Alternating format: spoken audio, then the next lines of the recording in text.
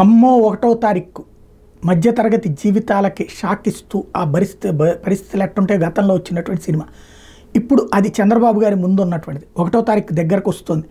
July 1 నాటికి 10,500 కోట్లు రావాలి. పెన్షన్లకి 4,500 కోట్లు, జీతాలకి 6,000 కోట్లు, రైతులకి ఏటా 20,000, స్కూల్కి వెళ్ళే ప్రతి బిడ్డకి 15,000, 18 నుంచి 59 ఏళ్ల దాకా ప్రతి మహిళకి 15,000, నిరుద్యోగ భృతి 3,000, ఆర్టీసీ బస్సులు మహిళలకు ఉచిత ప్రయాణం. ఇవి సూపర్ 6లో భాగం. ఇప్పుడు ప్రస్తుతం అయితే ముందు 10,500 కోట్లు కావాలి. ఆల్రెడీ 5,500 కోట్ల రూపాయలు మొన్ననే పన్నుల్లో వాటాగా వచ్చింది. అదే సందర్భంలో అప్పు తీసుకోవడానికి మనకి అర్హత వచ్చింది. కాబట్టి రేపు 1వ తారీఖు ఆఫ్టర్ ఏ లాంగ్ టైం 5 సంవత్సరాల తర్వాత లేకపోతే 4.5 సంవత్సరాల తర్వాత 1వ తారీఖు జీతం తీసుకోబోతున్నారు ఉద్యోగులు. అదే సందర్భంలో పెన్షన్లు 1వ తారీఖు నుంచి ఇవ్వడానికి ప్రిపేర్ చేస్తున్నారు. ఖచ్చితంగా ఈ ట్రిప్ అలా ఇచ్చి చూపించాలన్నటువంటి చంద్రబాబు తనదైనటువంటి ముద్ర వేసుకోవడానికి సిద్ధపడుతున్నారు.